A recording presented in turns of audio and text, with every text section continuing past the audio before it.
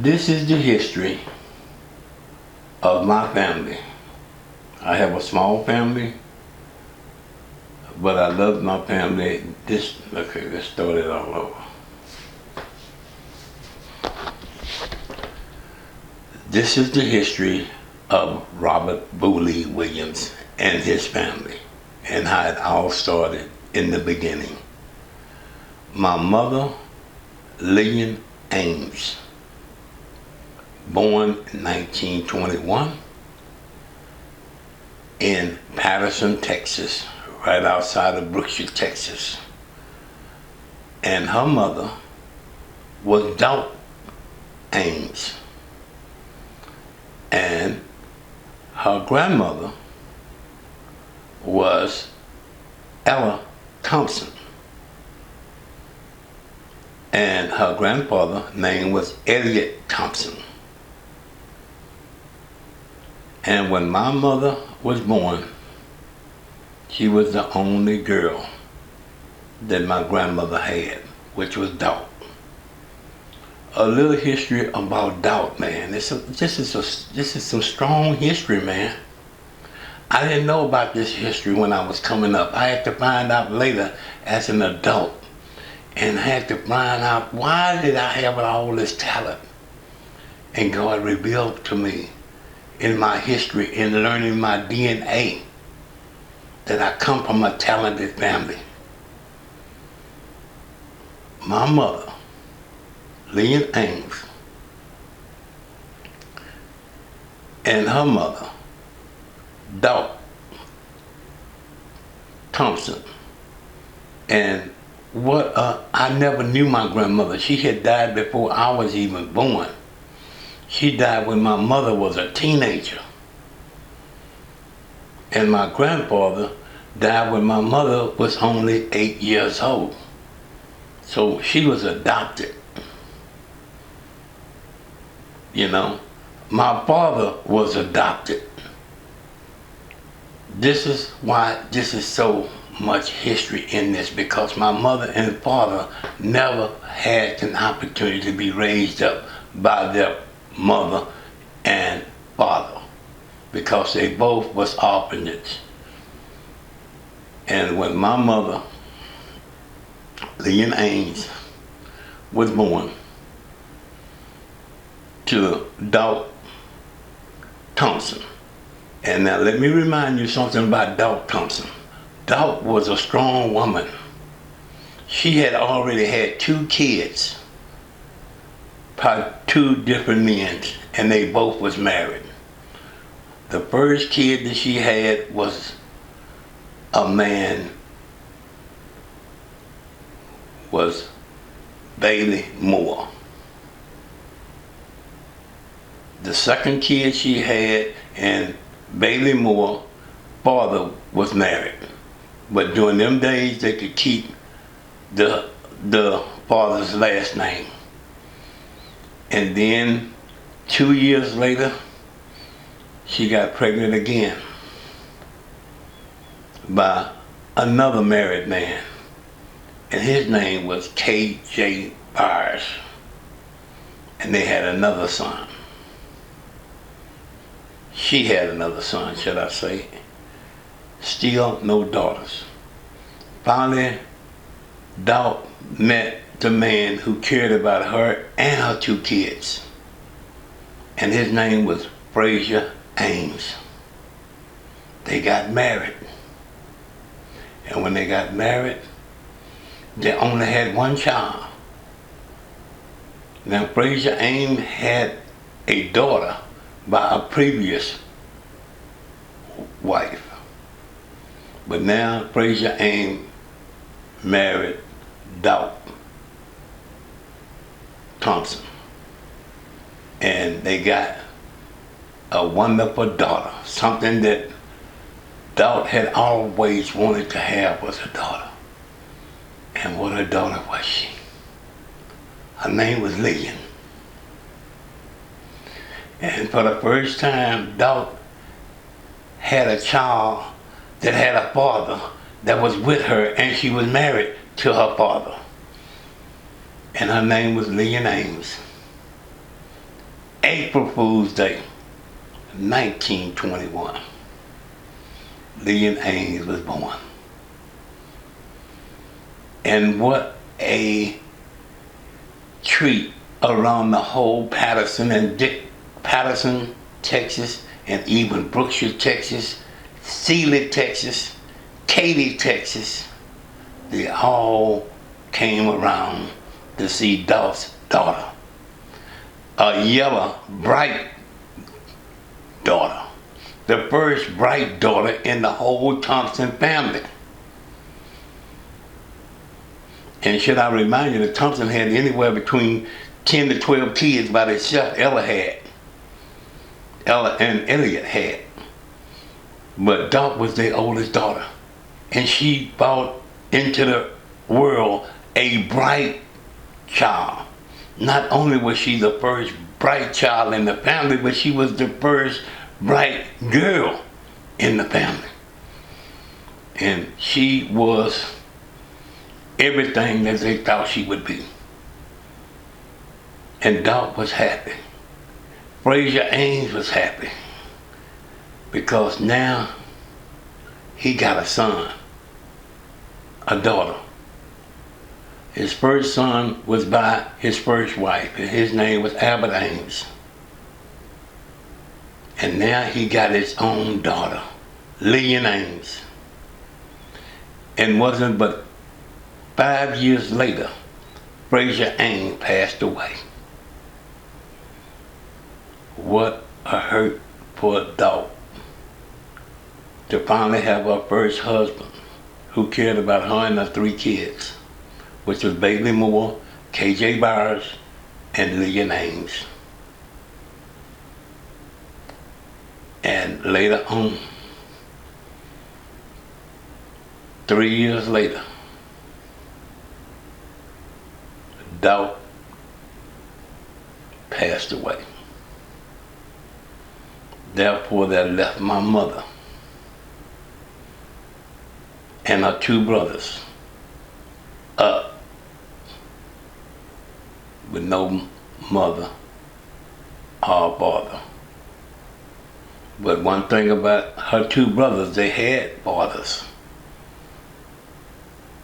KJ had his father, KJ Byers Sr., and Bailey Moore had his father, Bailey Moore Sr.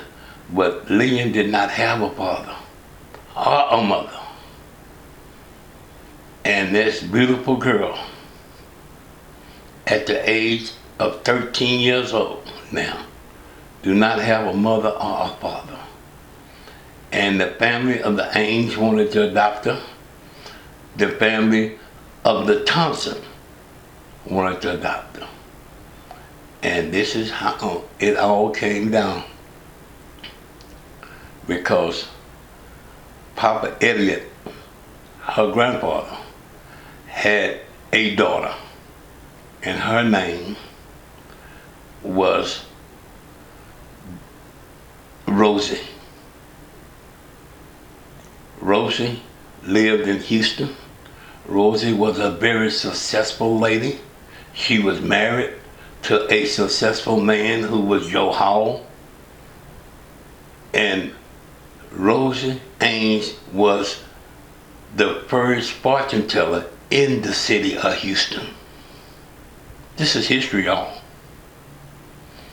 And she had clients from all over, white and black.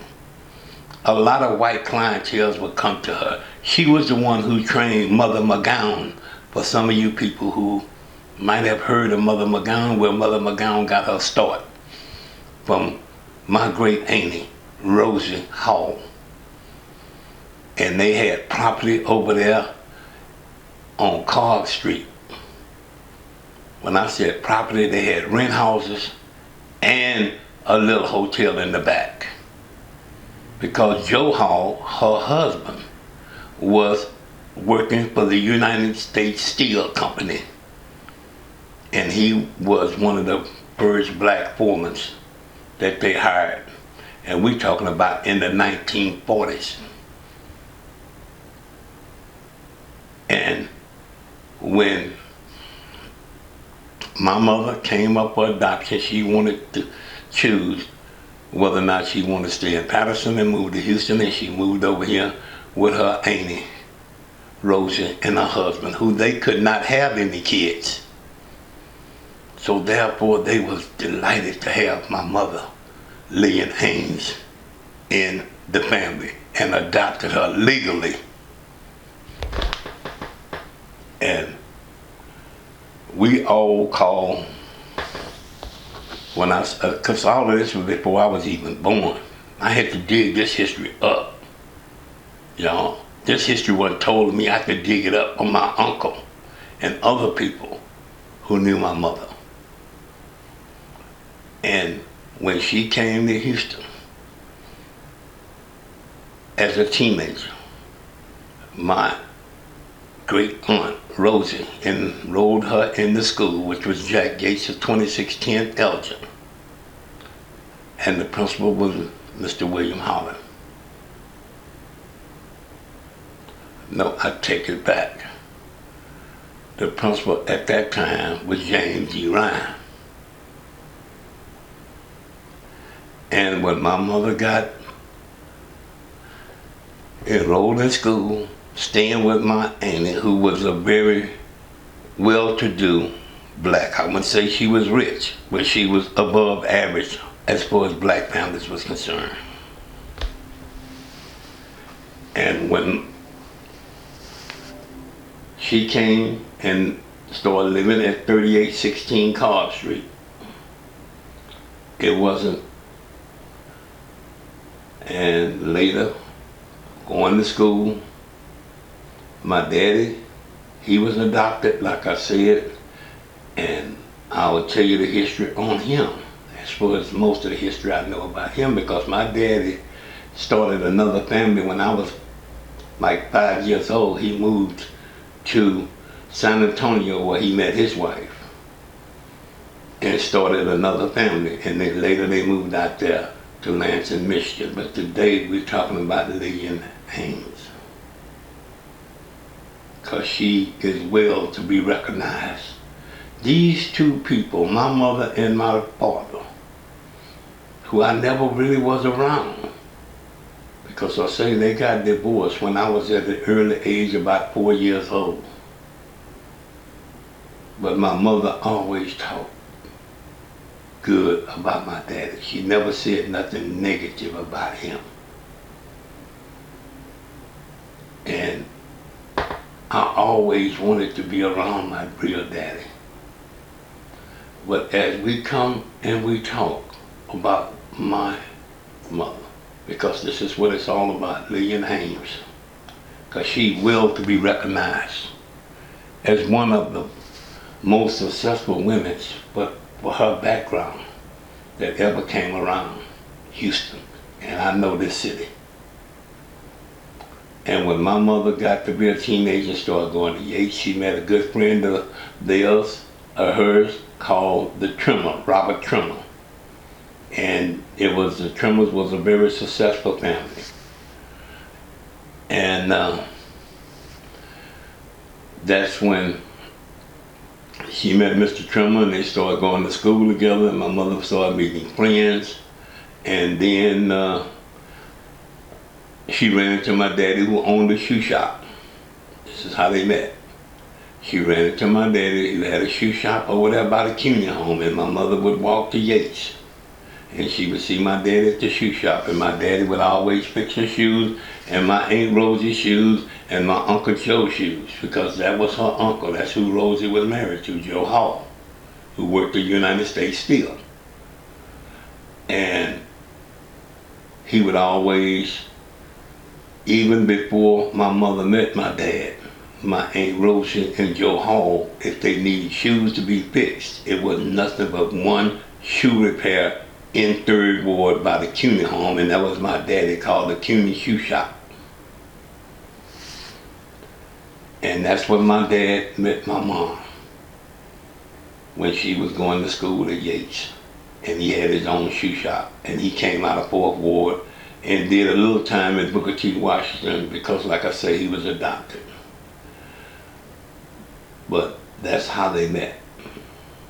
And when they got met, they got married. And when they got married, they thought they would never have any kids because it took them so long to have kids. They was married for almost 6 years before they had a kid. And when that kid was born, March the 19th, 1948, my mother was hoping on a girl. My daddy was hoping upon a boy so he could name him a Junior. And there it came in 1948 of March, one of the first blacks to start going into Herman Hospital. Well, Herman Hospital was a segregated hospital in the 30s. But in the early 40s, they started accepting a few blacks. And due to the fact that my uncle worked at United States Steel and the people at United States Steel knew his niece was pregnant, they wanted, because most of the kids that was born, most of the babies that was born in Negro General Hospital. Wasn't too many born at Herman. But this is how I got over to Herman Hospital, because Joe Hall and the people at United States Steel knew people at Herman Hospital, and they wanted the best hospital. Uncle Joe Hall wanted the best hospital for his niece, because he thought he was going to have a niece. And when Robert Leon Williams Jr. came in March 1948, Joe Hall said he got his son. Yes! He told Robert, my daddy, you might be his daddy, but I'm going to always be here for Boo. And that was my name, Boo. And later in 1958, it got to be Boo Lee. But the beginning, March 19, 1948, it was called Boo. And this will be a continuation of this. We're going to have to close it out now. I hope that you guys will stick with me, because we're going to try to do this every day till we get it all documented. And that includes my daddy and myself. And we have a lot of history, man. History that normal people don't have. So until next time, I'll see you again.